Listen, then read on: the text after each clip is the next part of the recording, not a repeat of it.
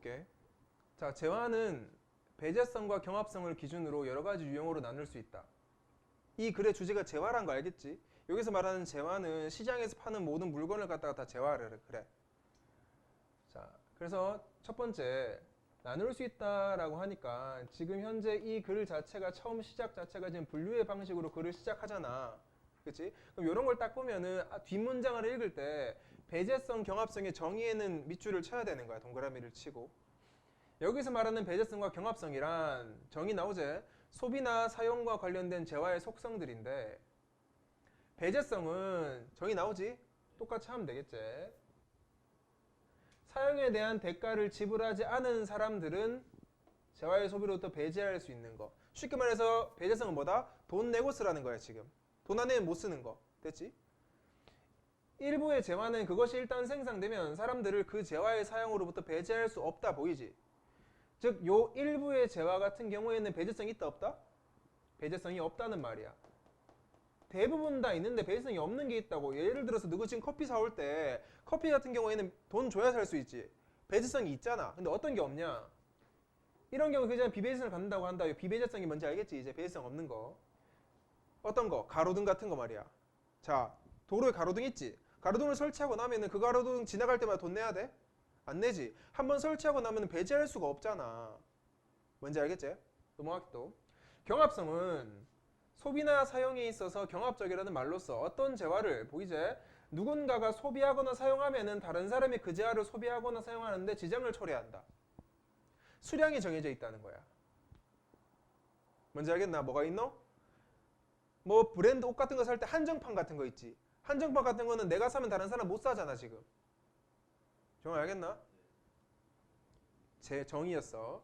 어떤 재화는 누군가가 소비하거나 사용하더라도 다른 사람이 그것을 소비하거나 사용하는데 아무런 지장이 없는데 이거를 갖다가 비경합적이다라고 해. 됐지? 그래서 배제성, 경합성, 비배제성, 비경합성에 대한 정의가 나온 게 1단락이었어. 됐지? 이 개념을 알아야 뒤가 이해가 된다는 거야 지금. 그것을 그 다음에 그 밑에 이러한 배제성과 경합성을 기준으로 재화를 사적재화, 클럽재, 공유자원, 공공재의 4가지 유형으로 분류한단다. 얘들아, 분류한단다. 그럼 다음 단락 뭐 말해야 돼? 사적재화 말해야 되지. 그 다음 단락 클럽재, 그 다음 단락 공유자원, 그 다음 단락 공공재에서 각 재화들을 뭘 기준으로 분류하겠다고? 뭘 기준으로?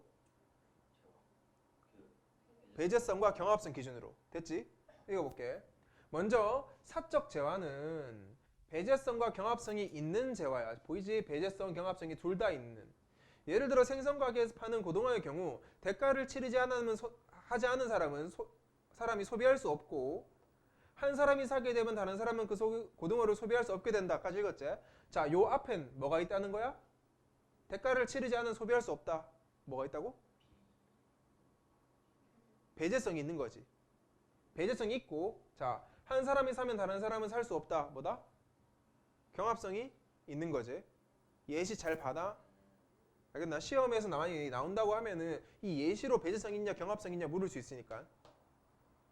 우리가 시장 경제에서 구입하고 판매하는 대부분의 재화와 서비스는 이와 같은 속성을 가지고 있다. 대부분이 뭐라고? 다 사적 재화야. 알겠나? 대부분이 사적 재화야. 승민 이해됐어? 넘어간다. 다음으로 클럽재는 두 번째 클럽재.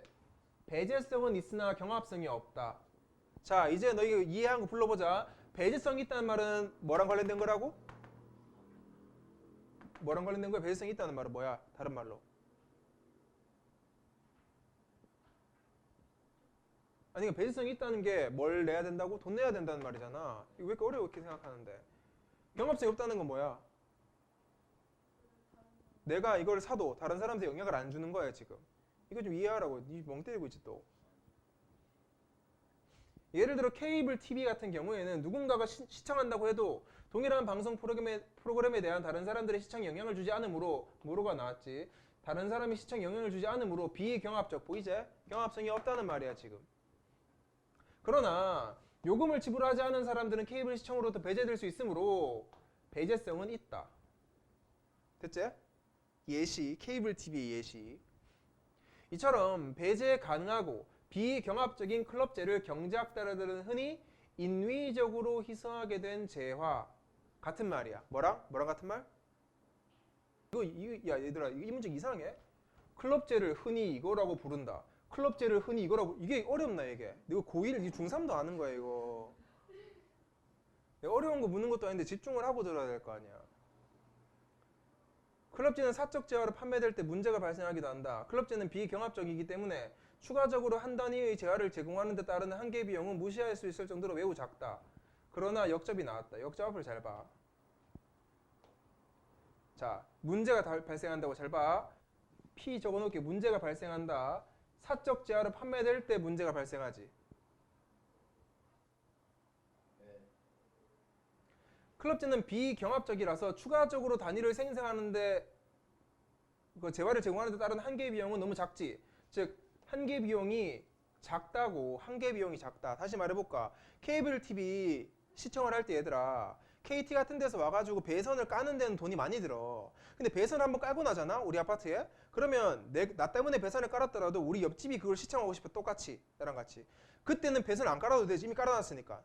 거의 공짜란 말이야. 그러니까 초기 비용이 많이 든다 뿐이지 그 다음부터 추가적으로 한 단위를 더 생산하는 데 따르는 한계 비용은 너무 작다 이거야 지금. 그러나 서비스를 제공하기 위해서는 광범위한 세계 보이지? 배선 공사를 해야 하는 케이블 TV처럼 클럽제는 아주 큰 고정 비용을 요구한다고. 고정 비용이 크단 말이야. 만드는데 커. 초기 비용이. 만약에 클럽제가 한계 비용이 매우 작기 때문에 아주 적은 금액으로 소비자에게 판매된다면 한계 비용 뭔지 잘 봐놔라 얘들아. 한계 비용이 매우 작기 때문에 싸게 소비자에게 판매된다면 기업은 자신이 부담하는 큰 고정 비용을 회수하지 못할 가능성이 크고 결과적으로 이러한 재화는 소비자에게 공급되지 않는다. 뭔 말이야? 기업 입장에서는 배선 공사에 든 비용은 회수가 돼야 되지. 그러니까 비싸게 파는 거야 그냥 케이블 TV 시청료를. 따라서 소비자들은 그러한 재화를 소비하기 위해서 공식 나온다. 재화의 추가 공급에 수반하는 한계 비용보다 높은 금액을 지불할 용의를 가진다. 잘 봐. 오른쪽 정리해 볼 테니까 잘 봐. 지금 내가 하고 있는 이 클럽제 같은 경우에는 다시 말하지만 고정 비용이 진짜 크지. 클럽제의 공급이 이루어지려면 기업 입장에서는 손해볼 수는 없잖아. 그러면 기업이 들어야 되는 그 배선을 까는 데 따른 고정 비용이 있다고 하면은 이 고정 비용이 적어도 뭐보다 커야 돼? 뭐보다 커야 돼? 한계의 비용이 합보다는 커야 돼.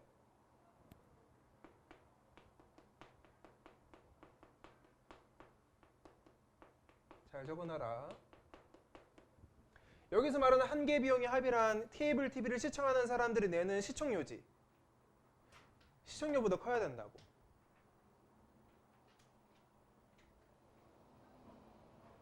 적어도 같거나 커야지 이게. 근데 물어보자 얘들아. 실제 한계 비용은 실제 한 사람이 케이블 TV를 더 본다고 해서 추가로 드는 금액이 커 안 커? 실제로는 안 커. 근데도 불구하고 어떻게 한다고? 훨씬 더 높은 금액으로 지불할 용의를 가지지. 맞지? 실제로 한 단위 더하는데 500원밖에 안 된다 치면은 케이블 TV 사용료는 한 5만 원 받는 거야. 그래야지 이게 회수가 되니까. 됐지? 이게 클럽제다. 넘어간다.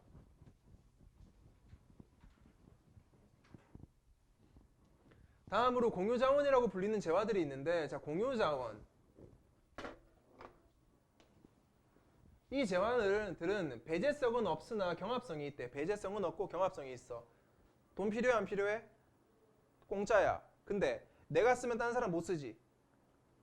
예를 들어 어떤 학급의 공동사물함에 학급 학생이라면 누구나 가질 수 있는 연필이 100자루가 있다고 하자. 이 연필들은 누구나 가질 수 있으므로 보이지? 누구나 가질 수 있다라는 게 뭐가 없다고?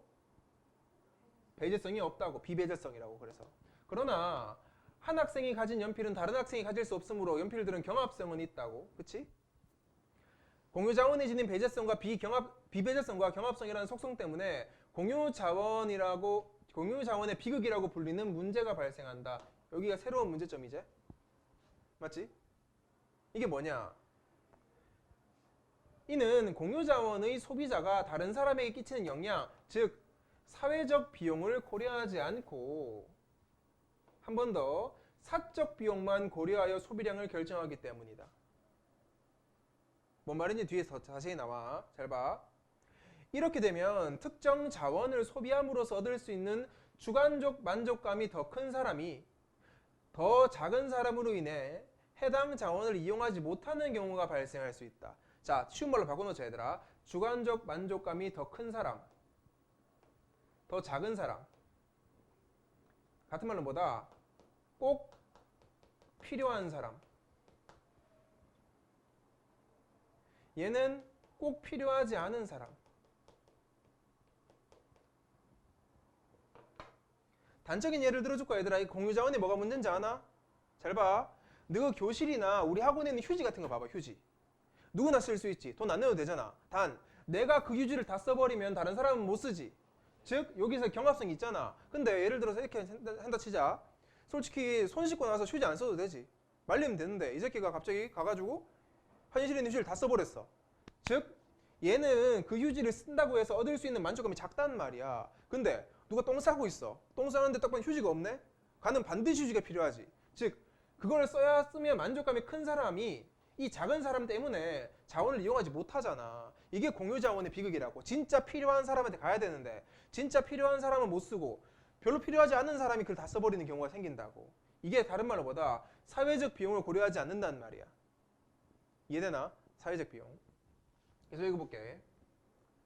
즉 사회 전체를 볼 때 자원을 효율적으로 이용하지 못하는 결과가 발생한다고 나오지.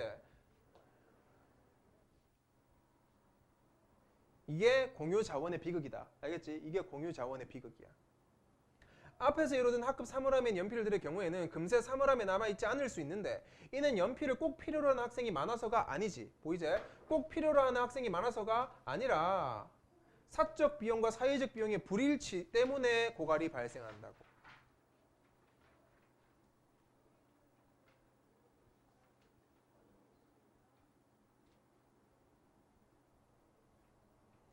이것도 내 정리해 주는 걸 적어 봐봐라 얘들아. 이걸 완벽히 이해해야 돼. 잘 봐.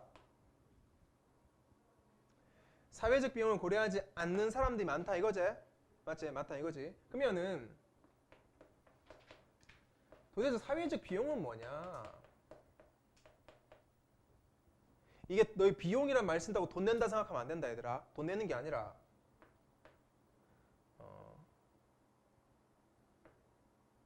사회 구성원들 있지. 사회 구성원 A의 만족감 플러스 B의 만족감 해에서 땡땡땡에서 Z의 만족감까지 다 더한 걸 사회적 비용이라 그래. 이해되나? 그 자원을 사용함으로써 느끼는 사람들 각각의 만족감을 다 합하면 그게 사회적 만족감이거든. 근데 가장 좋은 이 공유 자원을 사용하는 방법은 뭐냐? 진짜 꼭 필요한 사람들만 다 사용하는 거지. 이해되나? 예를 들어 어떤 자원이 보통 가장 필요한 사람한테 100의 만족감을 준다고 치자. 100의 만족감 준다고 쳐. 근데 A의 만족감은 90이고 B는 50, 넘어가서 Z는 100 이렇게 돼 있어. 사실은 어떻게 돼야 돼? 총 10명 있다고 하면 가장 좋은 사회적 비용은 얼마다? 1000이야. 맞나? 왜? 100의 만족감을 느끼는 사람 10명이 다 쓰는 거잖아 이게. 근데 이때의 경우에는 사회적 비용이 굉장히 적겠지? 꼭 필요한 사람이 쓰는 게 아니니까. 얘들 그래서 뭐라 그래? 사적 비용과 사회적 비용의 불일치 보이나? 즉 뭐다? 개인의 이기심 때문에 꼭 필요하지 않은데도 사적 비용을 쓰는 거야 지금. 이해됐지? 넘어간다.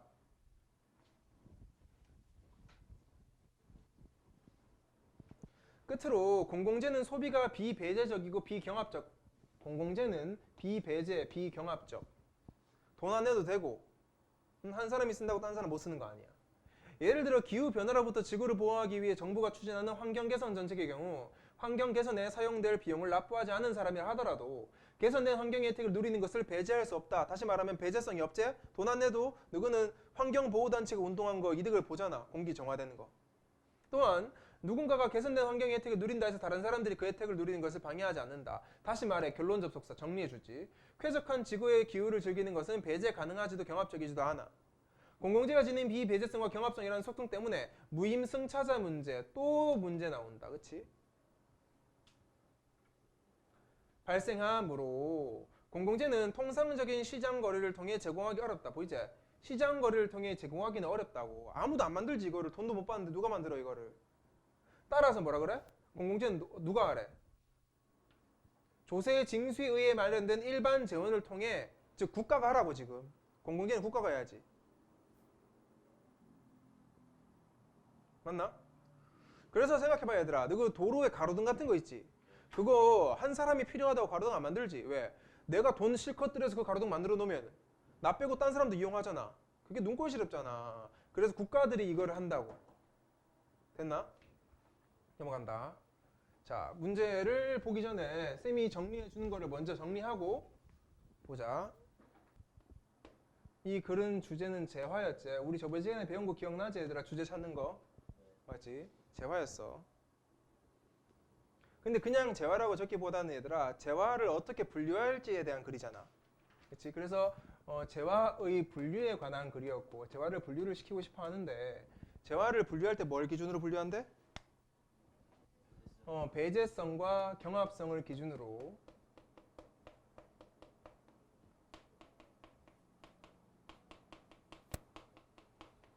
분류를 하겠다고. 쉽게 적어보자. 배제성 같은 경우에는 재화를 사용하는 거, 재화 사용에 대한. 알겠습니다. 깜짝이야. 여기서 재화 사용에 대해 찾은 결과입니다. 뭐고? 씨. 내 시리라 화잖아. 안 돼. 대한 대가.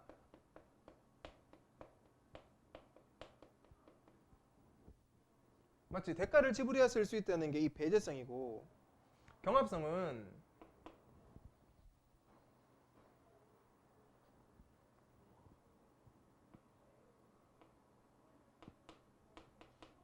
한 사람의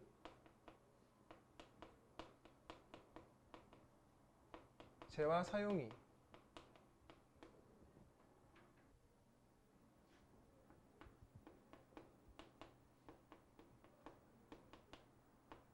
다른 사람에게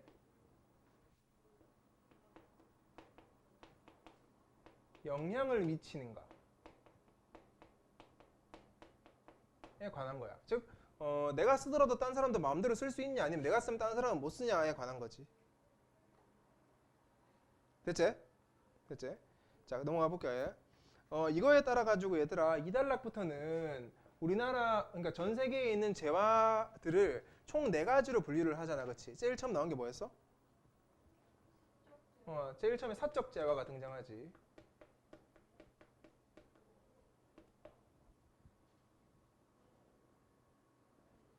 사적 재화는 둘 다 있지. 그래서 쌤은 그냥 간단하게 적을게. 배제성 있고 경합성도 있어. 배제성도 있고 경합성도 있어. 이게 우리가 소비하는 대부분의 재화는 다 사적 재화야. 그치? 웬만하면 다 돈 주고 사야 되잖아. 그치? 대부분 다. 그래서 이것에 대한 예시로 시장에서 파는 고등어의 예시를 들면서 글을 전개했고, 3단락은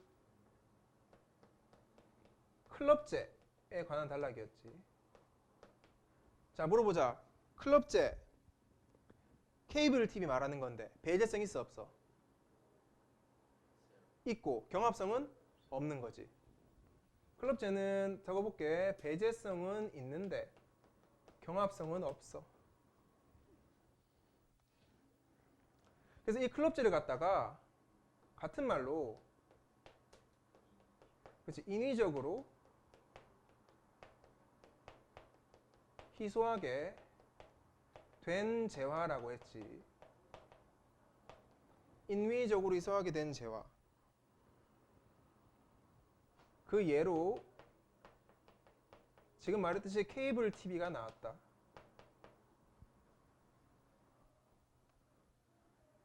근데 사적 재화의 서술과 다르게 이 클럽제부터는 각 재화별로 문제점이 있었지.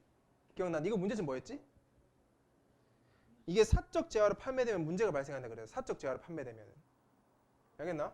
그래서 적어볼게. P 문제점은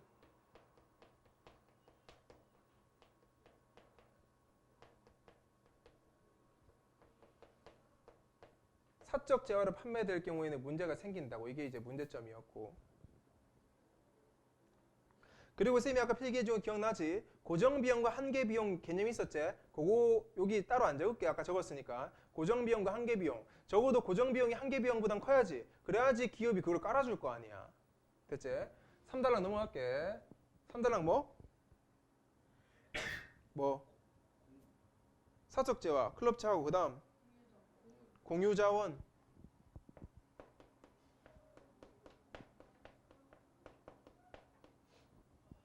공유자원. 얘는 뭐가 있다고? 배제성이 있다 없다? 없다. 경합성은 있다. 그치?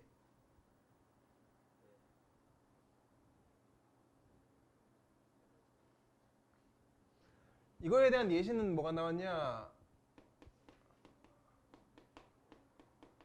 학급 공용 연필의 예시가 나와서 한 학생이 연필을 씀으로써 다른 학생이 못 쓰게 되는 그런 결과가 나온다 했고, 이걸 갖다가 문제가 등장했는데 문제는 공유 자원의 비극이었지.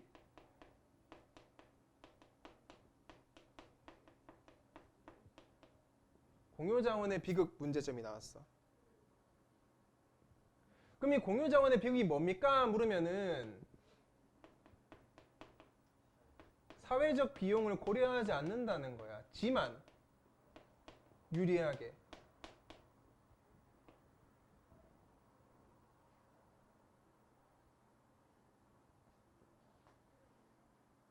그래서 자원 배분이 굉장히 비효율적이라는 거지, 이게. 이게 문제점이었고. 네 번째, 끝으로 공공재. 공공재는 배제성도 없고 경합성도 없지. 돈도 안 내도 되고 누구나 사용할 수 있고.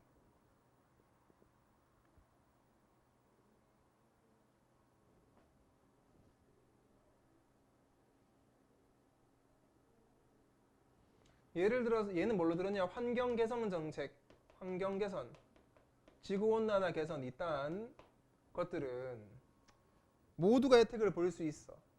근데 문제점이 나타났는데, 문제점은 무임승차자 문제.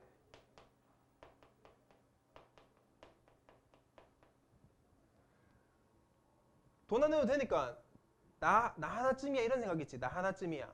나는 이거 안 해도 되겠지. 남들이 해주니까. 그래서 이 무임승차자 문제가 발생하기 때문에 이걸 해결을 어떻게 한다고? 이것에 대한 해결은 뭐 어떻게 한다고? 누가 해야 돼? 일반 재원을 통해, 일반 재원을 통해서 국가가 맡아서 이 공공재를 제공하는 경우가 많아. 일반 사람들은 안 하니까. 됐지?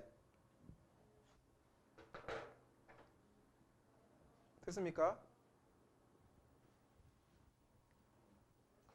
넘어간다. 자, 문제 펴라. 지금 문제 푼다. 문제 풀어라.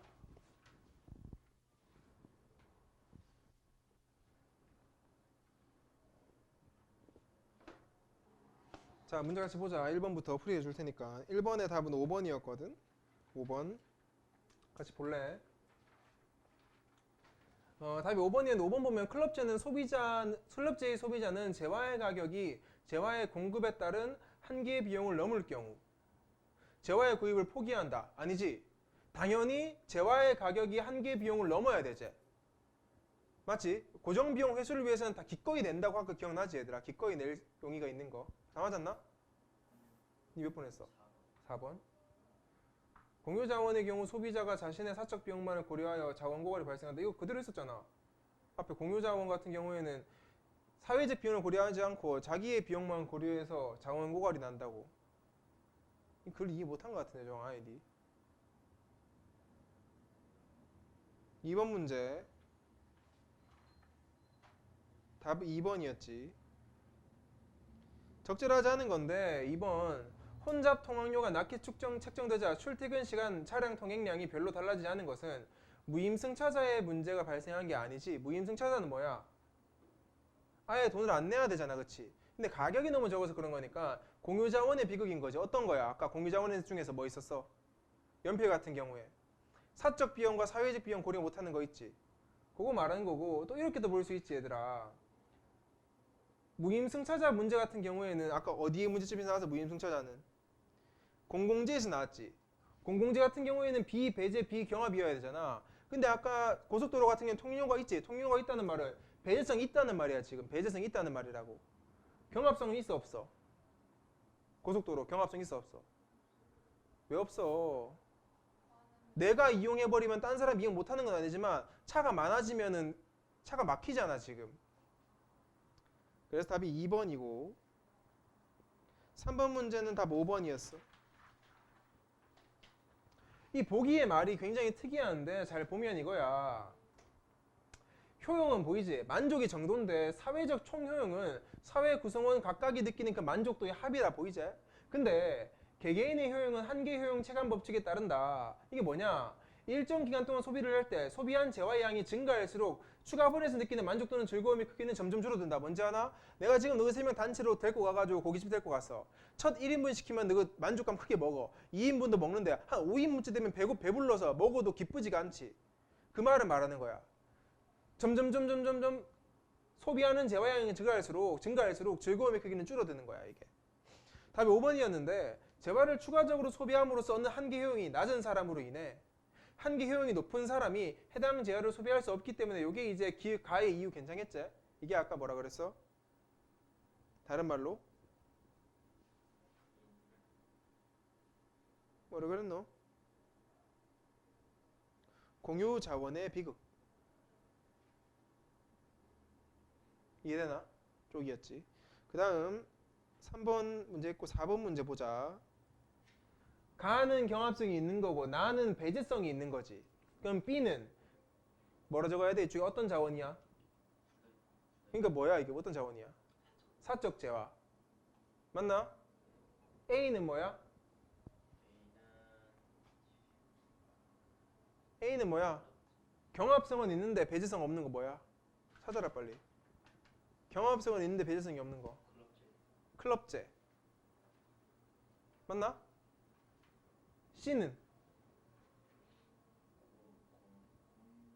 공유자원. D가 공공재. 됐지? 그거 알고 2번 보면 B에 해당하는 재화 100개를 선착순 100명에게 무상으로 주기로 했다면 사적 재화를 말이야 뭘로 준다고? 제일 중요한 거 무상이지. 무상으로 주는 순간 뭐가 없어져? 배제성이 없어져? 경합성이 없어져? 배제성이 없어지잖아. 그럼 경합성만 있는 거지. 경합성만 있으면 A, B, C, D 중에 어디 들어가야 돼? A에 들어가야지. 답이 그래서 2번. C에 속하는 게 아니라 A에 속하게 된다. 됐지? 넘어가자. 사회문화 2펴라.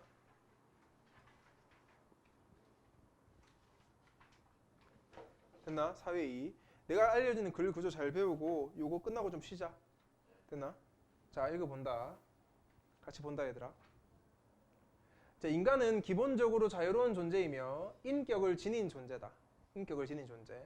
그러나 역적 습관 들여라. 인격이 보편적으로 인정되고 인격과 관련하여 자유가 누구에게나 평등하게 인정되기 시작한 것은 근대에 이르러지. 즉 인격을 지닌 건 맞는데 이게 언제부터 시작됐냐? 근대부터라고. 갈로 쳐놓을게. 누구에게나 인정되기 시작한 거는 요 근대. 근데 시대 나오면 갈로 치라 그랬지? 근대에 이르러서부터. 인간은 자유권과 평등권을 자연적으로 지닌 존엄한 존재이며 이러한 권리가 개개인에게 주체적으로 실현된다는 정신과 그 정당성에 대한 자각이 근대를 거치면서 보편화되었다. 같은 말이야. 위의 말이랑 같은 말. 인간에는 누구나 자유롭고 누구나 평등하다라는 존엄한 존재라는 게 언제부터라고? 근대를 거치면서 보편화되었다고. 그 전까지는 그러지 못했어. 노예가 있고. 이와 관련하여 학자 헤겔은 인간은 본성상 그리고 직접적으로 자유롭다라기보다는 직접적으로 자유롭다라기보다는 비교격 이거보다는 자유의 이념 자체가 점차적으로 주제와 실현된다 라는 것이 중요하다고 보았다. 즉 접속사 자유는 그저 주어지는 것이 아니라 스스로 근거 짓는 과정이 필요하다 이거야 지금. 다시 말해보자 얘들아. 자유는 그냥 주는 거야 안 주는 거야? 안 주는 거. 어떻게 하라고? 내 스스로 노력해서 쟁취하라고. 그래서 민주화 운동도 하고 그러잖아. 맞지? 그래서 인간은 인격을 회복하기 위해 싸움을 하고, 다시 말할게. 인격을 회복한다. 다른 말로, 같은 말로 뭐다? 자유를 쟁취하기 위해, 맞지? 자유를 쟁취하기 위해 싸움을 하고 타인에게서 자유와 주체성을 인정받고자 투쟁을 벌이는데 이를 인정투쟁이라 하며, 인정투쟁이 이 글의 주제야 얘들아.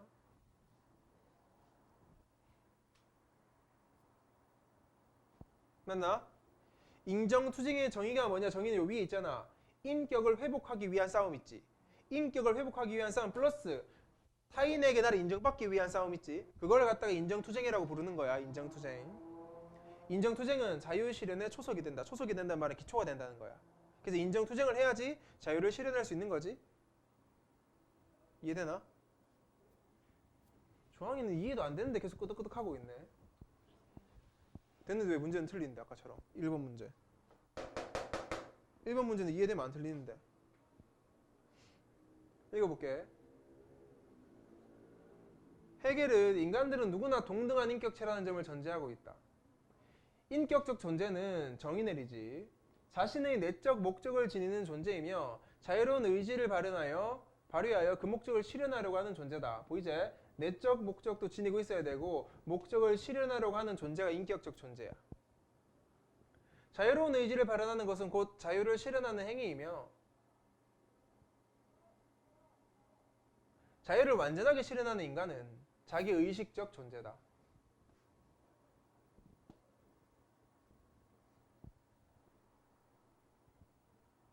정의 나왔지? 됐지?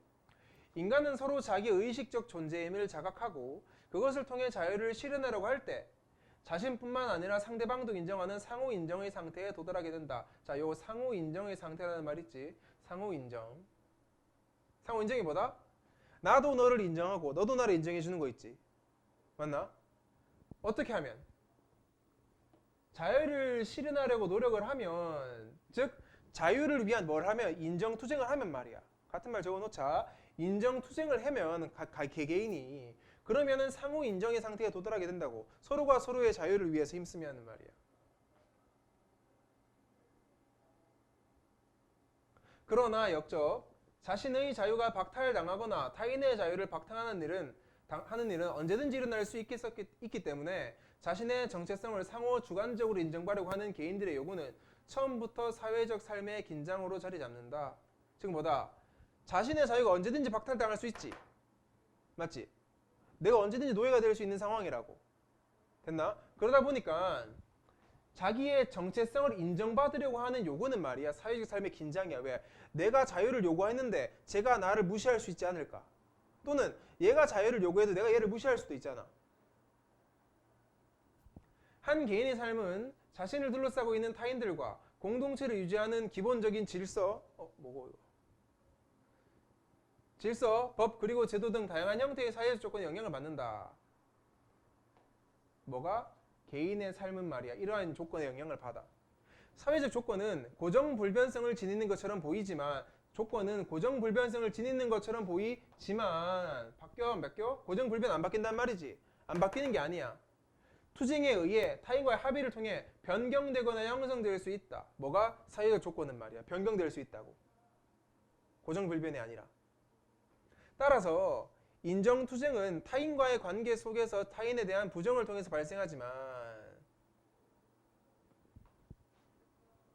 제도화된 사회적 틀을 넘어 단계적으로 반복되면서 상호 인정을 통해 자유를 실현하게 된다.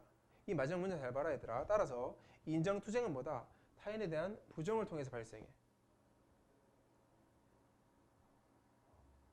근데 반복되면서 상호 인정을 통해 자유를 실현할 수 있다 이거야.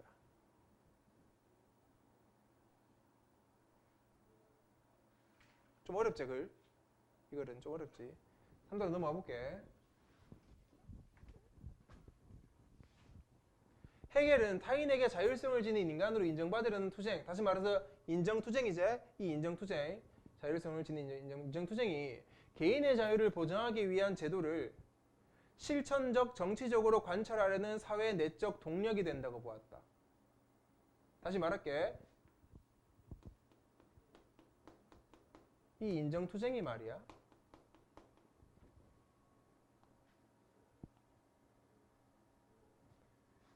제도를 관철하려는 내적 동력이 된다. 쉽게 말해볼까? 이걸 무슨 소리냐? 인정투쟁을 하면은 개인의 자유를 보장해주는 제도들 있지. 인간은 누구나 평등하다 이런 거 있지. 그 제도를 만들어주는 내적 동력이 된다고. 사람들이 투쟁을 해야 그 제도가 만들어진다는 거야 지금. 즉 인정투쟁은 지배와 종속의 불평등한 기존 사회에서 사회적 인정관계의 장애나 손상 때문에 일어난다고 해석한다. 인정투쟁이 왜 일어난다? 불평등한 기존의 사회에서 인정관계의 장애나 손상 때문에 일어난다. 인정관계의 장애나 손상이 뭐냐? 서로가 서로를 인정해주지 않는 거예요 지금. 이게 신뢰가 손상된 거예요 지금. 사회도 불평등하고. 맞나? 다시 말하면 뭐고? 지금 우리 사회는 이러한 불평등한 기존 사회가 아니지? 옛날에 흑인에 대한 노예, 알지? 식민 지배 때 노예, 그거 생각해봐봐. 그러면 불평등한 사회 맞지? 거기에서 우리 일제강점기 때 조선인과 일본인 사이에 인정관계의 손상이 일어났잖아. 일본인이 우리를 인정해주지 않았잖아. 그러니까 우리는 뭘 해야 돼? 독립운동해야지. 인정투쟁해야지. 이해되나? 이와 관련하여 헤겔의 주인노예 변증법을 살펴보자. 주인은 노예에게 자유를 행사하고 자신의 의지대로 행하지만 노예는 주인의 향유를 위해 자유를 포기하고 생산과 봉사를 담당하며 종속을 받아들인다. 주인은 뭐라고? 자유 행사도 하고 자신의 의지가 있는데 노예는 말이야 자유도 포기해야 되고 종속을 받아들여야 된다 이거야 지금. 맞지?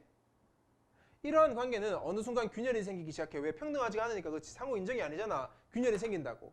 주인은 노예의 노동에 기초하여 무엇이든지 할 수 있지만 노예의 노동이 없으면 자신의 존엄성은 제대로 인정받지 못하는 일방적 관계 속에 있음을 깨닫기 시작한다. 한편 노예도 자신이 자립적 존재가 아닌 것에 의구심을 가지게 된다. 의심을 가지게 된다고. 나는 왜 자유로운 인간이 아니지? 나는 왜 자율적 존재가 아니지에 대한 의심을 가지게 되고. 그러나 노예가 자유와 자기의식을 자각한다 해도 주인이 그것을 순순히 인정해주지 않으리라는 것은 당연하다. 왜? 주인 입장에서는 노예가 자유롭다고 인정해버리는 순간 노예를 잃게 되잖아. 맞지? 잃게 되니까. 그렇다고 노예는 자신의 내면에서 눈뜨기 시작하는 자유와 자기의식에 대한 자각과 그로 인한 인격적 욕구를 버릴 수 없다. 요거를 버릴 수 없다고. 다시 말할게. 이건 뭐다? 인정욕구를 버릴 수가 없어. 인정욕구가 생기기 시작한 거야 얘는 지금. 나도 하나의 자율적인 인간으로 인정해달라.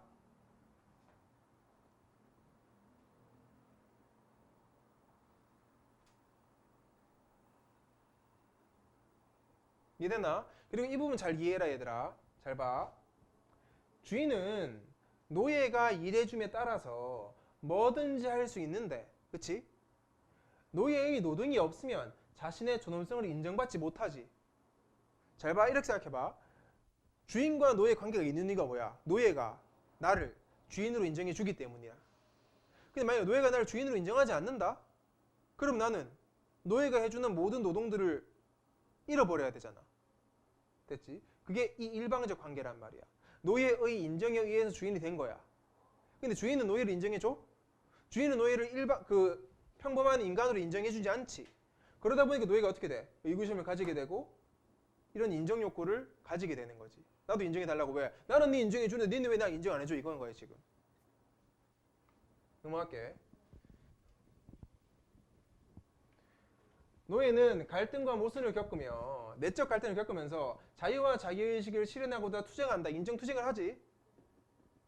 갈등과 모순은 노예의식을 고양시키고 노예의 내면에서 주인의식과 노예의식의 대립을 재현한다. 헤겔은 자기의식의 고양은 이제 의식이 성장한다는 말이야. 여러 단계를 거쳐 이루어지며 그 단계는 주인의 권리의식과 노예의 권리의식이 구체적으로 실현되는 과정으로 보았다. 권리의식이 구체적으로 실현되는 과정이다. 그 단계는 말이야. 이러한 투쟁행위는 자신의 정체성을 인정받으려는 노력으로서 서로의 주체성을 호혜적으로 인정하는 상호 주관적 세계로 나아가도록 하며 이는 공론장을 통해 제도화된다. 잘 봐. 여기도 어려운 말 많이 나왔다 얘들아. 투쟁행위는 정체성을 인정받으려는 노력이야.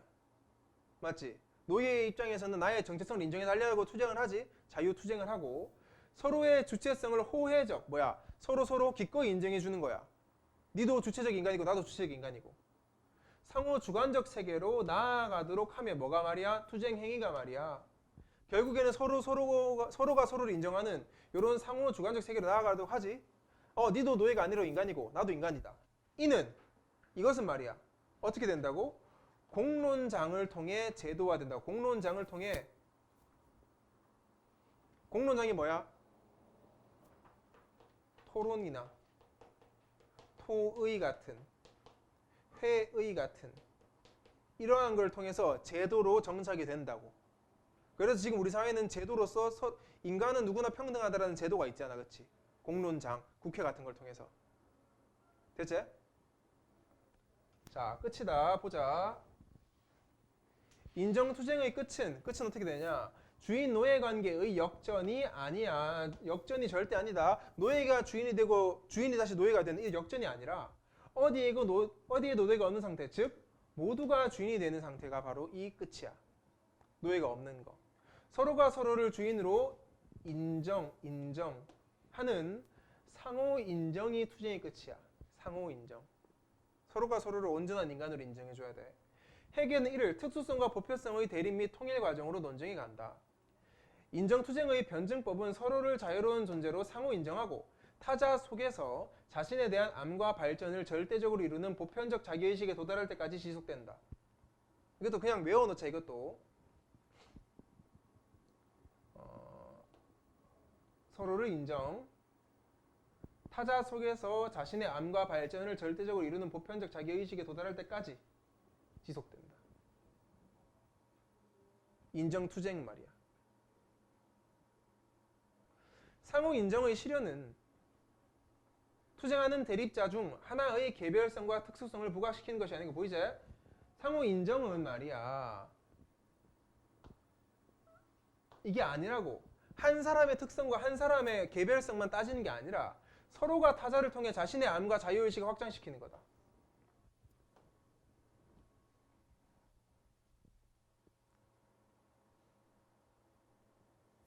상호 인정은 내가 나 자신의 특성을 지양 멀리한다는 거야. 멀리한다. 알겠지? 내가 나만의 특성, 나 자신의 특성 뭐다 이게? 개별성 말이야. 이 개별성은 지양 멀리하고 타인 속에서 나 자신을 직관함으로써 그리고 타인 또한 자신의 특수성을 지양하고 타인 속에서 자신을 직관함으로써 보편성을 정립한다. 이 말 중요하지. 개별성과 특수성이 아니라 보편성을 지향한다고. 지향. 보편성을 정립한다. 즉 자신의 특수성과 타인의 특수성의 대립을 해소하여 보편성과 보편적 자기의식을 창출하고 자유로운 인간들의 상호 융합 통일이 달성되는 것이다. 상호 융합과 통일 이 말.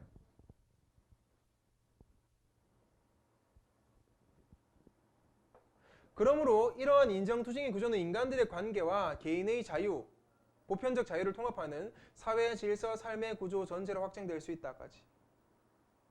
어떤 식으로 확장된다? 특수성과 개별성을 없애면서 우리 둘 다 동의할 수 있는 보편성을 만들어가는. 이해됐지? 그거까지야.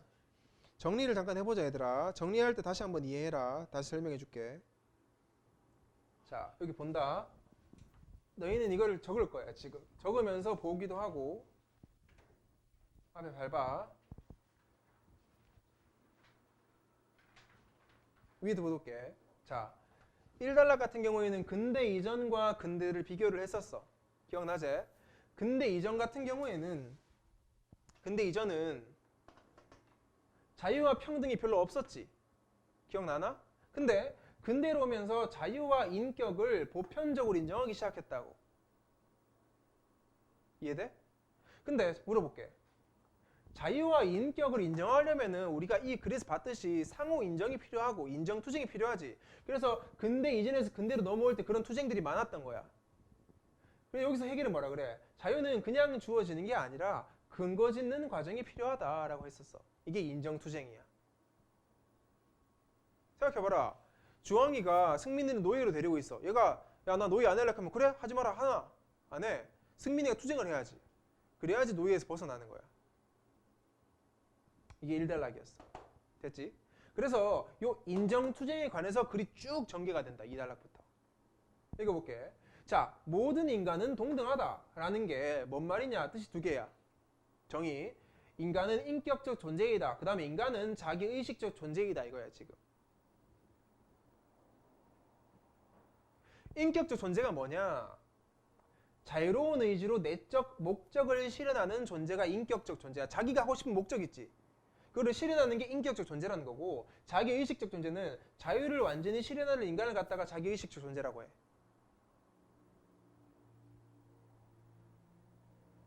맞나? 그러면 모든 인간이 평등해지려면 모든 인간이 인격적 존재여야 하고 자기의식적 존재여야 한다는 거야 지금. 그래서 요거 두 개를 갖다가 상호 인정 상태에 도달한다. 뭐 이거 두 개를 실현해버리면 상호 인정 상태에 도달하게 되는 거야 지금. 됐나? 2번 봐봐라. 그래서 사람들은 과정을 잘 봐. 제일 처음 태초에는 자유 박탈에 대한 불안감이 있다고. 어떤 불안감? 너도 이제 태초 안 살아봐서 모르는데 내가 좀 예시를 들어줄게. 자, 예를 들어서 여기가 무인도라 치자 얘들아. 알겠나? 우리가 무인도에 사는 사람들이야. 근데 먹을 게 없어. 그래서 안 쫄리나? 약간 봐라. 먹을 게 없으니까 혹시 얘가 나를 죽여서 나를 먹지는 않을까? 맞지? 또는 혹시 얘가 내보다 힘이 더 세니까 나를 막 때려가지고 나를 일시키게 만들지 않을까라는 불안감이 있다고. 처음에는. 근데 그러다 보니까 뭐야? 나만 불안해? 얘도 불안하고 니도 불안하고 나도 불안해. 왜? 10명이 있으면은 그 중에서 가장 힘센 사람은 안 불안할 것이다. 이거 아니야. 모두가 불안해. 잘 봐. 제일 힘센 사람 한 명 있어. 대장이야. 근데 나머지 9명이 걔를 싫어하면 어떡해? 왕따 당하잖아. 아무도 말 안 듣지. 그럴까봐 서로가 불안해. 그러다 보니까 서로가 서로한테 야, 나 좀 인정해줘. 나도 인격처럼 대해줘라고 인정 요구를 한다고. 그러다 보니까 서로가 서로한테 요구를 하다 보니까 이게 사회적 삶의 긴장으로 자리 잡는다는 거야. 이게 편안하지 않고 긴장 상태라고. 아직 인정을 받지 않은 상태지. 그래서 여기 보이지? 요 밑에 말 잘 봐. 이 사회적 삶의 긴장이라는 말은 뭐 때문에 생기냐? 사회적 조건 때문에 생긴다고. 사회적 조건은 개인의 삶에 영향을 주지. 개인의 삶에 영향을 줘. 하지만 이 사회적 그 조건은 아까 본문에서 봤지? 고정불변이 아니라 변할 수 있는 거야. 변할 수 있는 거. 그래서 이렇게 긴장을 하다가 결국에는 상호 인정을 통한 자유 실현이 된다는 게 이 헤겔의 말이다.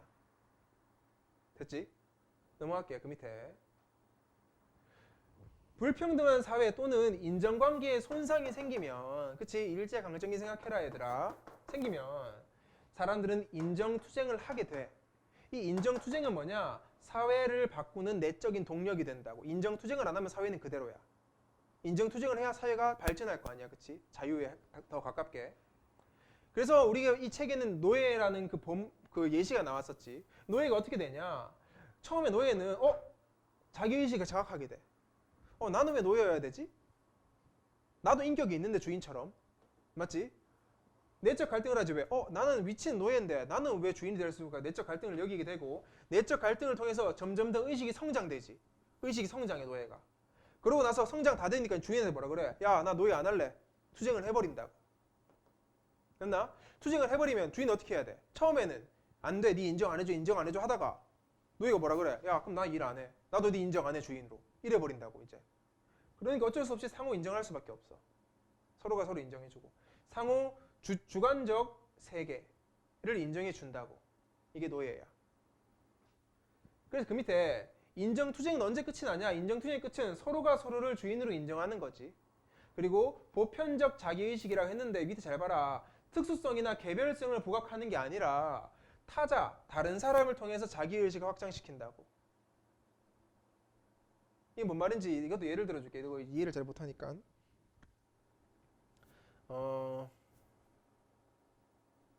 잘 봐.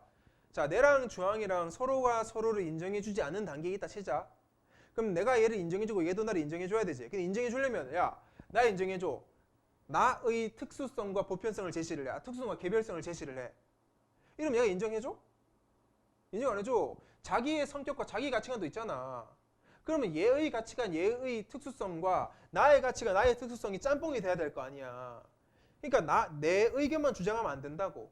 얘 의견도 받아들여줘야 되지. 그러다 보니까 우리 둘 다 동의할 수 있는 보편적인 자기의식을 가지게 돼. 이해되나? 보편적인 거. 그래서 내가 막 뭐라 그랬어? 다른 사람을 통해서 자기의식이 확장된다고. 나만 보는 게 아니라 다른 사람을 통해 내가 확장되는 거야. 됐나? 까지 하고. 문제를 한번 풀어보자 얘들아. 문제 지금 풀어라. 같이 보자 얘들아. 봐볼래? 문제 1번부터 좀 볼 건데 이건 지문이 좀 많이 있었잖아. 그 문제 1, 2번 지문부터 볼 테니까 잠깐 봐보라. 선생님이 좀 마킹은 다 해놨거든. 어떤 게 중요했었는지. 읽어볼게. 자기의식 고양 계기다. 의식은 어떤 계기를 거치면서 새로운 단계로 나아가게 되는데 뭐 이러한 단계를 거친데 노예가 자신의 자립성을 각인하면서 관계의 변화를 시도하지만 인정이 좌절되는 상황에서는 오히려 자립성을 부인하는 식으로 나아가게 된다. 다시 말할게. 노예가 주인한테 뭐라 그래? 야, 나 자유롭게 해줘 라고 인정을 요구를 하지. 그 주인이 인정이 좌절 뭐다? 싫어 라고 한 거야 지금. 싫어라고 한 거야. 그때는 어떻게 된다고? 오히려 자립성을 부인하는 의식 뭐야? 아, 나는 자립성이 없는 애야 원래. 완전 노예 의식 있지. 거기로 나아가게 된다고. 오히려 반대로 역행하는 거지. 이때 노예는 외부 세계에 대한 관심과 욕구를 끊고 자기의 내면으로 향하게 된다고. 알겠나? 왜? 외부를 보면 너무 불행하니까 내가. 이 단계가 금욕주의야. 아예 금욕주의. 됐지? 금욕주의는 자립적인 외적 현실을 포기하고 내적 사유에 몰입하는 자기의식 단계다. 뭐 이제 자립적인 외적 현실을 포기한다고. 이제는 더 이상 내가 자유로운 존재라고 인식을 안 하려 그래. 그러나 자립적 의식에만 몰입하는 사유는 생각은 타자, 다른 사람에 대한 부정작용에 몰입하는 회의주의로 옮겨가게 된다고. 이제 나 이외의 사람을 부정하기 시작해. 알겠지? 회의주의는 다양한 삶의 현상에 직면하여 이를 부정하는 활동이므로 내면의 자유와 자기의식이 정립되게 된다고. 뭘 통해? 회의주의를 통해. 그런데 노예는 내면의 자유로 다가가려 하지만 외적 현실과 구별을 부정하는 가운데 오히려 자신의 한계를 자각하게 된다. 왜? 자, 내면의 자유로 다가가려 하지. 근데 외적 현실은 뭐야 다? 나는 완전 노예잖아. 주인이 날 노예처럼 부리잖아. 그치? 얘들 둘 사이에 괴리감이 있으니까 오히려 난 노예인가? 진짜 내가 노예인가 한계를 자각하게 된다고. 이런 내면의 자유와 현실 사이에 나타나는 모순이 있지. 자각하고 분리를 극복하고자 불행한 의식으로 이행한다. 불행한 의식은 금욕주의, 회의주의라는 계기가 대립항으로 드러나는 것으로 이 상황을 지양, 멀리하고자 한다. 노예는 이러한 자기의식의 새 계기를 거치면서 애초에 주인이 지녔던 자기의식과 동등한 자기의식에 도달하게 된다. 즉 뭐다? 이 말은 무슨 말이야? 주인과 똑같은 의식 있지. 자유로운 사람이라는 의식에 도달하게 돼요. 이 세 단계를 거치면서. 프랑스 혁명, 봐봐라 밑에 프랑스 혁명 무슨 말하는지. 자, 이 혁명 전에는 주인은 말이야 기생적 지주계급이었단 말이야. 노예는 완전 무력한 시민계층이었어. 이러한 주인-노예 관계는 혁명 중에 노예에 의해서, 즉 열심히 일하는 부르주아에 의해서 재정의됐지. 어떤 관계가? 노예-주인 관계가 부르주아가 혁명을 일으킨 거야 지금. 혁명 후 어떻게 됐다고? 상호 인정의 관계로 동등한 사람의 관계로 나아가게 됐다 이거지. 그래서 밑에 프랑스 혁명 딱 나오지. 뭐라 그래? 인간은 무조건 누구나 다 신성한 권리가 있다. 인격적. 됐나? 1번 문제. 1번에서 세 계기를 거치면서 고양된 자기의식은 호혜적 인정을 위한 전제 조건이다 하는데, 호혜적 인정이라는 게 서로가 서로를 긍정적으로 인정해 준다는 말이잖아. 그게 되려면은 적어도 뭘 가져야 돼? 주인이 지녔던 자기의식은 가지고 있어야 돼. 노예가. 그래야지 서로가 서로를 인정해주는 단계가 되지. 이게 전제 조건이야. 그래서 알겠나? 2번 같은 경우에는 내면의 자유와 현실에 대한 지각과 지향은 보편적 자기의식의 도달을 의미한다. 야, 내면의 자유와 현실에 대한 지각 있지. 이게 도달한 게 아니라 이 도달을 위해서 필요한 전제 조건이야. 지금 이게 보편적 자기의식이 뭐였어? 아까 개별적 특수성 기억하지? 개별적 특수성으로 자기를 인정하는 게 아니라 서로가 서로를 인정하는 게 보편적 자기의식이잖아. 그래서 내면의 자유에 대한 지각은 전제 조건이야. 도달이 한 게 아니라. 3번 금욕주의는 자신의 의식적 존재임을 자각하는 계기로 자유와 주체성을 인정받는 게 아니지. 금욕주의는 뭐야? 스스로 노예인 걸 인정해버리는 거잖아. 4번 타자에 대한 부정은 특수성을 부각시키지 않고 이것도 마찬가지야. 보편적 자기의식 확장이 아니지. 되려면 전제 조건이 뭐다? 적어도 금욕주의, 회의주의, 불행한 의식이라는 개념이 다 지나야지 보편적 자기의식이 확장된다고. 됐고 2번 문제. 주인 노예 관계 역전시키는 거 절대 시키면 안 된다 그랬지? 역전이 아니라 그랬어. 역접에서 나왔지 이거 그냥. 3번 문제. 호네트의 가랑 나가 말하는 게 뭐냐면은 이 말이 제일 중요해. 딴 거 다 필요 없고 이 말. 내가 나 자신을 어떻게 보는가 하는 것이 타자가 나를 어떻게 보는가에 의해 결정된다 보이지? 이해되나? 지금 뭐다? 나 이외의 사람들이 나한테 다 착하다 하면 나 스스로도 나를 착하게 생각하고 다른 사람이 나를 바보다 하면은 내 스스로도 나를 바보로 생각하게 된다고. 알겠나? 타인의 시각이 나를 결정하는 거야 지금. 민채 이해됐나? 그래서 답이 3번에 2번이었어. 인간은 타인을 통해 자신의 존재를 확인한다. 요거. 4번은 답이 5번이었는데 5번 잘 봐라. 이 봐라. 자신의 좋은 삶을 위해 자기 의식적 존재임을 깨닫고 타인의 인정을 거부하면 돼 안 돼? 타인의 인정을 원하겠지. 또 한 개 더. 특수성을 지닌 개별적 존재라는 점에 주목하면 안 되지. 우리는 보편성을 주목해야 되잖아 지금. 됐나? 그래서 답이 5번이다. 됐지? 좀 쉬다가 다음 거 하자. 자, 사회 3 보자. 사회 3. 이건 좀 천천히 해줄 테니까 너 이거 잘 못 알아들어서 천천히 해볼 테니까 잘 따라온나? 민채 멍 때리는 거 아니지? 멍 때리는 거 아니지? 쉽게 계속 멍 때리는 거 같은데. 저거 야, 니 그 시계 최근에 산 거지? 아니요? 아이가? 모르겠어요. 왜요? 뭐 요즘 저런 모양 유행이거든. 이거 저 중2 때는 뭐예요? 유행이 돌고 돌아 지금까지 왔나 보다. 원래 알 큰 거였는데. 이거 보자. 사회 3. 요거는 이제 그 특허에 관한 건데 이게 알면 좀 재밌는 지문이야. 특허가 어떻게 생기는지. 알겠지? 읽어볼게. 자, 넓은 의미에서 특허권이란 특허권의 정의를 말한다. 발명에 대해 부여하는 권리로 해당 정보의 소유자 이외에는 해당 정보를 사용할 수 없도록 하는 독점적 배타적 권리야. 내가 특허를 내버리면 그건 나밖에 사용 못해. 맞지? 다른 사람이 사용하면 돈을 내거나 못 사용하게 되는 거. 특허권에 해당 정보를 특허로 출원한 후 특허청의 심사를 통하여 획득할 수 있으며 특허권을 획득하면 특허법에 의해 해당 정보의 소유자만이 해당 정보를 사용할 수 있도록 출원한 날로부터 20년 동안 독점적 배타적 권리를 부여받는다. 여기까지 끊고 다시 한번 잘 봐라. 설명해 줄게. 특허청의 심사를 통하여 획득하는 거지. 획득은 심사를 내서 특허 맞다 이렇게. 획득을 하면 소유자만이 해당 정보를 사용할 수 있도록 이거 보이지? 같은 말로 독점적 배타적 권리지 이게 그치? 나만 사용할 수 있도록 권리를 부여받아 언제 동안? 20년 동안. 다시 말하면 얘들아 내가 특허를 출원한 다음 20년이 지나면 누구나 다 쓸 수 있는 거야. 이해되지?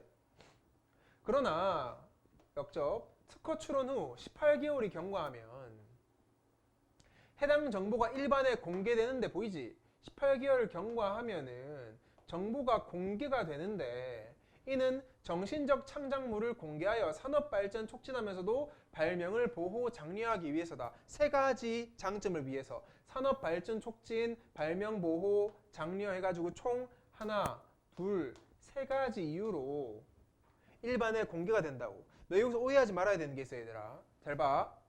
내가 특허를 신청하지. 그럼 18개월 후에는 이게 일반에 공개되지. 공개되면 야 누구나 이거 이제 어떻게 하는 방식인지 원리 다 아는데 따라하면 어떻게 해서 걱정할 수 있잖아.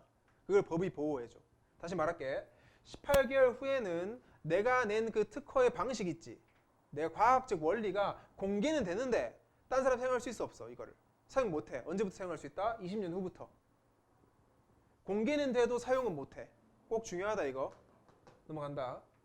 특허권 소유자는 나중에 동일한 정보를 독자적으로 획득한 제3자에 대해서도 특허권을 행사할 수 있으며 보이지? 동일 정보를 획득한 제3자에 대해서도 행사할 수 있지. 다시 말하면 뭐다? 제3자가 내 걸 뺏긴 게 아니라 내 걸 보고 한 게 아니라 자기 스스로 그걸 깨닫게 돼가지고 그거를 쓰더라도 말이야. 그 기술을 쓰더라도 특허권 소유자는 그걸 막을 수 있다고. 내 건데 이거 이미. 해당 특허가 무효가 되지 않는 한 법이 보호하는 기간 동안 언제 20년 동안 말이야. 발명에 투자한 자금 회수할 수 있다. 돈 받고 팔 수 있다고 이게 20년 동안. 만약 제3자가 해당 특허를 무효라고 주장하려면 이를 주장하는 자가 주장하는 제3자가 무효를 입증해야 한다는 장점도 있다. 보이지? 특허 무효하려면 입증을 지가 해야 되니까 너무 힘들잖아. 하지만 특허권은 특허법에 따라 선행기술조사와 같은 특허청의 실체 심사를 거쳐야 하는 등 획득 절차가 번거로우며 특허권을 획득 유지하는데 비용이 많이 소요된다는 단점도 있다. 무슨 단락? 장점 단락과 단점 문장. 맞지? 장점 문장, 단점 문장. 또 일정 기간이 경과하면 경쟁사에도 해당 정보가 공개된다는 문제점이 있다. 얼만큼? 18개월 후면은 경쟁사에도 정보가 공개돼 버리지. 사용을 못해도. 그렇기 때문에 해당 정보를 특허권으로 등록하지 않고 영업 비밀로 유지하는 경우도 있다고. 즉 P를 잘 적어놔. 이게 S인데 P가 뭐냐면은 여기서부터 이게 P였잖아. 그치? 그래서 개이득이 뭔지 아나? 이 영업 비밀이? 너가 코카콜라 어떻게 만드는지 알아? 몰라 사람들? 몰라. 아무도 몰라. 코카콜라 어떻게 만드는지는. 근데 이상한 게 뭔지 아나? 만약에 그 코카콜라 만드는 방법을 얘들아 특허로 등록을 해버렸으면 이미 우리는 알고 있어야 돼. 코카콜라가 생긴 지 20년 넘었잖아. 근데 우리가 모른다는 말은 뭐야? 코카콜라 업체에서 이거를 코카콜라 만드는 비법을 갖다가 특허로 등록을 안 했어. 이유는 뭐냐? 특허로 등록 안 해야지 18개월이 지나도 정보가 공개가 안 될 거 아니야. 그래서 영업 비밀로 유지하는 거야 그냥. 단점도 있겠지. 영업 비밀로 하면 법의 보호를 못 받아. 만약에 제3자가 코카콜라 만드는 비법을 알아내잖아? 바로 쓸 수 있어. 바로 우리나라에서 코카콜라 만들어낼 수 있어. 바로. 왜? 얘는 법으로 안 등록해놨기 때문에. 장점은 뭐다? 만약에 비밀 유지만 잘 된다면 평생 나만 알 수 있어 이거를. 이해됐지? 그게 이 영업 비밀 유지의 장점인 거지. 어떤 건지 알겠지? 넘어간다. 그래서 웬만한 그 대기업에서는 얘들아 영업 비밀 많아. 맛집에서도 영업 비밀 해버리잖아. 안 들키면 되니까. 그리고 그것도 알지? 코카콜라 사장 계열 있지. 가족들은 비행기 같이 안 타. 같이 안 타. 사고 나면 어떻게 해? 다 죽잖아. 각각 타고 가. 죽더라도 한 명만 죽게. 그래야지 그게 유지가 될 거 아니야. 그래서 읽어볼게. 영업 비밀 단락이다. 영업 비밀이란 뭐냐? 방금 내가 설명해 주던 거야. 영업비밀보호법상 공경연이 알려져 있지 않고 독립된 경제적 가치를 가지는 것으로 이까지부터 이까지가 다 정의제. 합리적인 노력에 의해 비밀로 유지된 생산 방법, 판매 방법, 그답게 영업 활동에 유용한 기술 또는 경영상 정보를 말하는 데까지 다야. 이거 다 알 필요 없다 얘들아. 하여튼 내 기술에 직접 연관된 그러한 비밀들이야. 여기에는 기업이 경쟁에서 우위를 확보하기 위해 스스로 개발하고 비밀로 보유한 제조 공정 방법뿐만 아니라 마케팅 전략, 고객 리스트, 뭐뭐 등도 포괄된다. 이까지 다 영업 비밀이라고. 근데 영업 비밀의 보호는 해당 정보를 산업 스파이나 부당 스카우트를 통해 부정하게 취득하거나 부정하게 취득한 영업 비밀을 사용 또는 공개하는 행위들을 법적으로 규제하는 방식으로 이루어진다. 영업 비밀의 보호는 어떻게 이루어지냐? 부당 스카우트 통해 부정 취득한 비밀을 공개한 행위들을 규제하는 거야.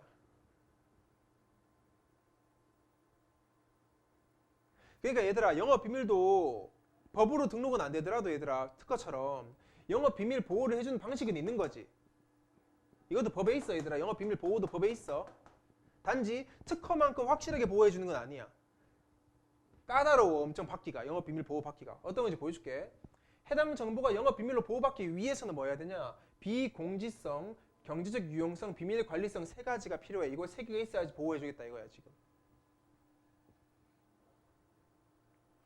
비공지성은 불특정 다수인의 해당 정보를 알 수 있거나 알 수 있는 상태에 있지 않으로써 보이지?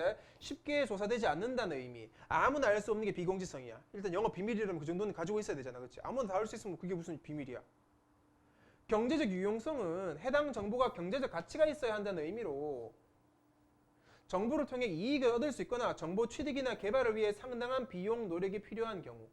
이익을 얻을 수 있거나 or 비용 노력이 필요한 경우. 야, 막말로 내가 영업 비밀 한다 셈 치고 이런 거 있잖아. 빠르게 걷는 방법 이래라면 안 된다고.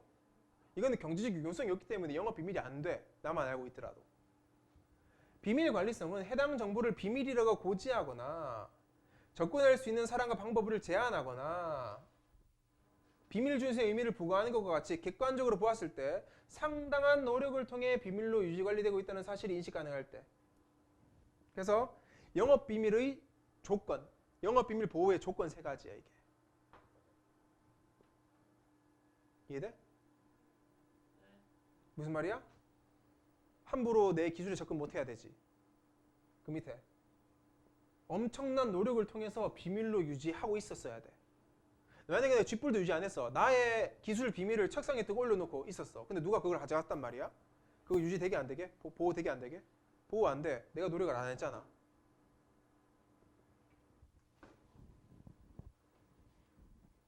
다음 거. 영업 비밀에 해당 정보에 대한 비밀을 유지하는 한 언제까지라도 소유자만이 사용할 수 있다. 이거 있지 이거. 이게 적어라. 특허와의 차이점이야. 특허는 18개월 하면 개나 소나 다 아는데 영업 비밀은 지만 알 수 있잖아. 언제까지라도. 단 비밀 유지만 되면은 말이야. 맞지? 코카콜라처럼. 하지만 역접. 제3자가 독자적으로 동일한 영업 비밀을 취득하게 된다면 보이지? 제3자가 독자적으로 취득하게 되면은 사용을 제한할 수 없다라는 게 특허보다 안 좋은 점이지 이게. 아까 말했지? 이는 제3자가 시중에 판매되고 있는 제품을 분석하여 영업 비밀을 취득하게 된 경우에도 마찬가지다. 막말로 어떤 미친놈이 가가지고 코카콜라 산 다음에 제품 다 분석해. 안에 있는 거. 분석한 다음에 코카콜라 똑같이 만들어 팔아도 괜찮아. 물론 코카콜라를 제대로 알 수 없어가지고 못하는 거겠지 지금은. 맞지? 또 영업 비밀은 영업 비밀의 성립 요건 중 하나인 비밀 관리성을 유지하는 게 쉽지 않다고 이게. 왜? 잘 봐.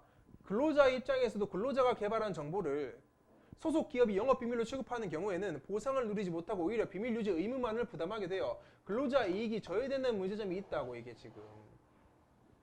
야, 모든 기업이라고 해서 꼭 그 기업 사장이 그 기술을 개발하는 건 아니잖아. 그 기업에서 일하는 어떤 사원 한 명이 기술을 개발했어. 근데 그 회사가 뭐라 하냐? 야, 이거 엄청 좋은 기술이네? 이거 비밀 유지해라. 해버리면은 난 내가 개발한 기술임에도 불구하고 돈도 못 벌지. 이게 부담이 있다고. 최근 영업비밀보호법은 해당 정보가 비밀로 관리되고 있기만 하면 비밀 관리성 수준에 대해 묻지 않는다는 취지로 완화 개정되었다. 왜 그러냐? 왜? 이는 실무상 해당 정보의 소유자가 비밀 관리에 기울인 노력 정도를 구분하는 것이 어렵다고. 얘가 얼마나 비밀 관리하려고 신경 쓰는지 나는 모르겠다는 거야. 판단을 못해. 중소기업의 경우 현실적으로 비밀 관리를 위한 충분한 인력과 시설 등을 갖추기 어렵다는 점을 감안해가지고. 막말로 잘 봐. 여기 잘 봤지 이제? 생각해볼까? 야, 삼성은 대기업이지. 삼성은 비밀 유지를 위해서 최첨단 기술 도입해가지고 관리를 한단 말이야. 근데 동네 중소기업은 돈이 없으니까 그건 최첨단 기술로 비밀 유지를 못하지. 그러다 보니까 야, 돈이 많은 사람은 비밀 유지가 잘 되고 여기 보이지? 비밀 관리성 여기 뭐야? 비밀 관리성 수준에 대해 묻지 않는 거 있잖아. 비밀 관리성이 뭐였냐? 이거 봐봐라. 상당한 노력을 통해 비밀 유지 관리되고 있다는 사실이 있어야 되잖아. 돈이 없는 사람일수록 덜 관리되기 쉬운데 그거에 따라 차별을 두는 것은 불합리하다 이거야 지금 이게. 이해됐지? 비밀 관리는 영업 비밀 보유자의 경제력에 보이지? 돈이 얼마나 있냐에 영향을 받을 수밖에 없으므로 그 정도를 획일적으로 적용할 경우 중소기업의 영업 비밀을 보호받지 못하게 될 우려가 있어 중소기업의 경쟁력을 악화시키는 결과를 낳을 수 있다. 즉 중소기업을 위해서 이걸 좀 완화시켜 준 거라고. 또한 영업 비밀의 인정 요건을 엄격하게 정할수록 영업 비밀로 보호받지 못하는 정보들을 증가시키거나 영업 비밀을 부당하게 취득한 경우가 있다 하더라도 처벌하기 어렵다는 같은 부작용을 발생시킬 수 있다. 즉 영업 비밀 인정 요건은 엄격하게 정해야 돼, 안 정해야 돼? 엄격하게 정하면 안 되지. 엄격하게 정할수록 이런 단점이 있다고. 됐나? 자, 문제 푼다. 그 전에 쌤 정리하고 문제 풀자. 너희 정리하는 게 더 문제 풀기 편하니까. 정리한 거 본다 얘들아. 자, 적는데. 얘들아 시간 줄 테니까 다 보고 적어라. 알겠지? 다 보고 적어. 설명 먼저 해줄게. 잘 봐. 1단락 특허권에 대한 주제를 던졌어. 특허권이 뭐냐? 정보 소유자 외에는 정보를 사용할 수 없다는 거지? 맞지? 독점적 배타적 권리라 그랬어. 기간은 20년 동안 특허권 권리가 있는 거고, 하지만 18개월 후부터 정보는 공개된다. 그치? 이유는 뭐다? 정보 공개한 이유. 산업 발전 촉진하려고. 이 사람의 개발 방식을 보고 다른 사람들도 개발하려고. 발명을 보호 장려하기 위해서. 근데 이게 싫은 사람도 있지. 장점은 뭐야? 특허권의 장점. 동일 정보 획득자에게도 특허권 행사할 수 있지. 제3자에게도. 두 번째, 그 20년 기간 동안은 투자비를 돈을 벌 수가 있다는 말이야. 특허권으로. 왜? 다른 사람이 우리 기술 쓰면은 얘가 난 돈 주고 써야 되거든. 무효 주장하려면 주장하는 자가 입증해야 된다. 이게 그러니까 특허권을 쉽게 무효로 입증하지 못한다는 말이야. 이게. 장점. 단점 뭐야? 딱 세 개.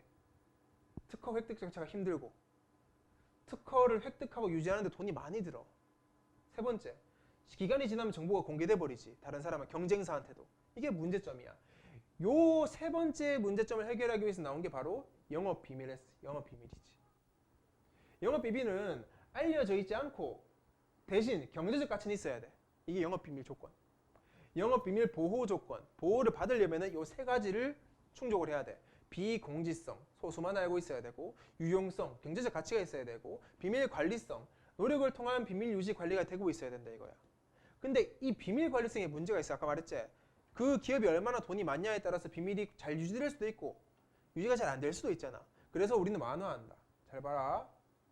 장점, 영업 비밀 보호의 장점. 비밀만 유지되면 소유자만이 계속 정보를 사용할 수 있다는 장점이 있지. 하지만 단점도 있어. 동일 정보 획득자의 권리 행사를 못해. 법으로 등록 안 돼서. 두 번째, 비밀 관리 유지가 어렵지 이거. 세 번째, 근로자 이익이 제외될 수 있다 이거지. 그래서 이 영업 비밀 보호법을 완화하기 시작했는데 이유는 비밀 관리성 수준에 대한 감시를 하지 않겠다는 거예요 지금. 왜? 경제력에 따라서 차이가 나니까. Why? 보이지? 비밀 관리는 보유자의 경제력에 영향받기 때문에 중소기업에게 불리하다. 그래서 비밀 보호법은 좀 완화시키자라고 한 거지. 이해됐나? 이까지가 이 지문이야. 이해됐지? 자, 지금부터 적자 얘들아. 자, 문제 같이 보자. 1번 문제부터 보자. 1번 답 3번. 일치하지 않는 거 3번. 최근 영업비밀 보호법은 더 강화되는 게 아니라 완화되는 쉬운 문제야. 지금 엄청 쉬웠어. 2번 문제. 자, 이 2번의 보기를 잘 봐. 보기 보면은 B는 컴퓨터에 고객 주소와 전화번호 등을 옮겨다는 방식으로 취득하고 퇴사 후에도 이걸 사용해서 문자 메시지를 했다. 그래서 뭐 재판 연결됐지 지금? 그럼 그 기업의 정보를 이제 쓴 거니까. 1심 재판부는 고객 정보 영업상 가치는 인정하였지만 그 정보가 비밀임을 하지 않았고 직원 모두가 공유하였으며 B에게 비밀 준수의 의무를 부과하지 않은 점을 이유로 B에게 무죄를 선고한 거야. 즉 B가 근무했던 여행사 같은 경우에는 비밀 유지 그 의무를 하지 않았지 지금. 고지를 안 했기 때문에 B는 그 사용해도 됐다라고 판단을 한 거야. 그러나 2심 재판부는 해당 정보가 이게 지속적 업데이트 필요하다는 점, 직원들만 접근 가능하며 퇴사 후에도 접근을 차단했다는 점 등을 봐서 이건 비밀 유지를 했다라고 판단한 거고. 알겠지? 1심은 비밀 유지 안 했다.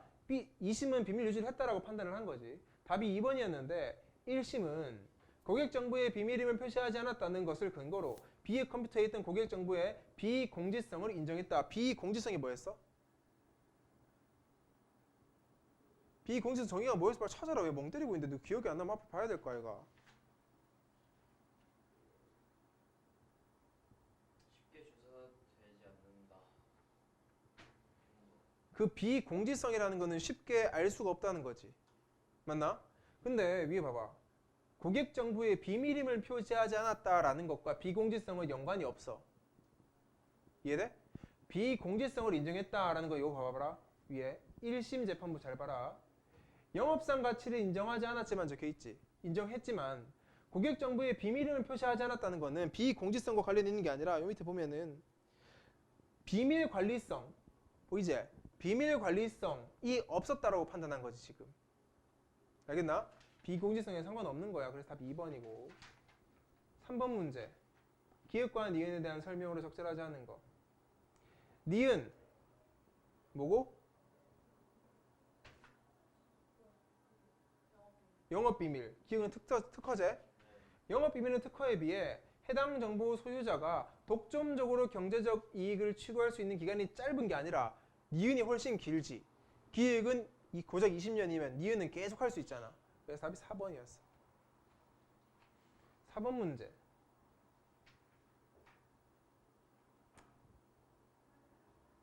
4번, 5번 그닥 필요가 없는 것 같긴 한데. 선출원주의랑 선발명주의의 차이점 잘 봐라. 선출원주의는 발명이 이루어진 시기에 관계없이 일단 먼저 특허청에 낸 사람한테 먼저 권리를 부여하자가 선출원주의제. 선발명주의는 반대로 언제 특허청에 이거를 말했냐랑 상관없이 먼저 발명한 사람한테 권리를 부여하자라는 거예요. 지금 됐나? 답 5번이었는데 선출원주의와 선발명주의 모두 동일한 정보를 독자적으로 획득한 제3자에 대해 특허권을 행사하는 방법이 있겠군 하고 있는데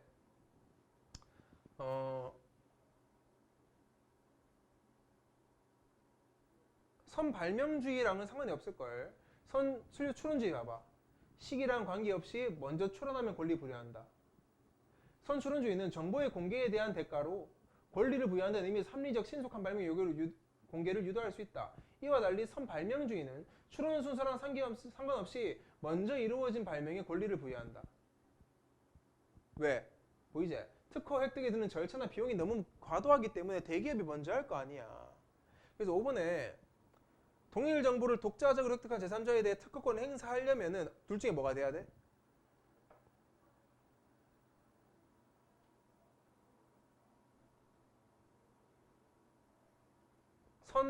선출원주의. 알겠나? 선출원주의만. 됐지?